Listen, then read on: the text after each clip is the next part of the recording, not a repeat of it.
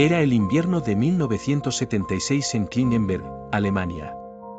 La casa de la familia Michel, un hogar antaño acogedor, se había convertido en el escenario de una lucha desesperada entre la fe y la desesperación. En el centro de esta tormenta estaba Annelies Michel, una joven de 23 años cuyo cuerpo, reducido a piel y hueso, temblaba en el suelo de su habitación. Todo comenzó cuando tenía 16 años. Antes de que los susurros demoníacos se hicieran presentes, Annelies era una joven devota, estudiosa y querida por sus amigos y familia. Pero algo cambió. Primero fueron los episodios de parálisis nocturna, luego las visiones oscuras y los susurros incomprensibles. Los médicos diagnosticaron epilepsia, pero los medicamentos no hicieron más que acallar levemente su sufrimiento. Pronto, susurros se convirtieron en voces, y las sombras se hicieron corpóreas en su mente.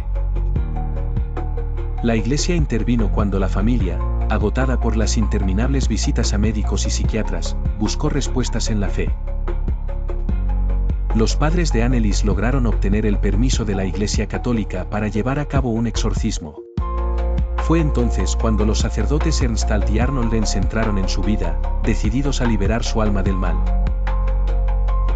Durante 67 sesiones de exorcismo, realizadas entre 1975 y 1976, la joven gritaba con voces que no eran suyas. Se registraron testimonios que hablaban de múltiples entidades dentro de ella, entre ellas Lucifer, Judas Iscariote, Caín y hasta Hitler. Sus palabras, pronunciadas con una voz gutural e inhumana, quedaron grabadas en cintas que aún hoy hielan la sangre de quien las escucha. El tiempo avanzó sin tregua y el cuerpo de Annelies se deterioró. Se negó a comer, convencida de que su sacrificio era necesario para expiar los pecados del mundo. Su piel se cubrió de llagas, sus huesos sobresalían como cuchillas bajo su piel. En la madrugada del 1 de julio de 1976, con su último aliento, pronunció: «Madre, tengo miedo».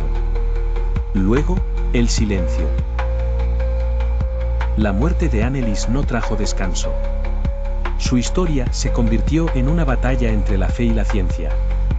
Sus padres y los sacerdotes fueron llevados a juicio por negligencia y homicidio imprudente. La autopsia reveló que falleció por desnutrición y deshidratación, con un peso de apenas 30 kilos. La iglesia guardó silencio, la comunidad se dividió entre creyentes y escépticos, y los susurros de Annelies Michel nunca dejaron de atormentar a quienes la conocieron. Hoy, su tumba se ha convertido en un sitio de peregrinación. Algunos aseguran que aún pueden escuchar su voz en el viento, llamando desde el más allá.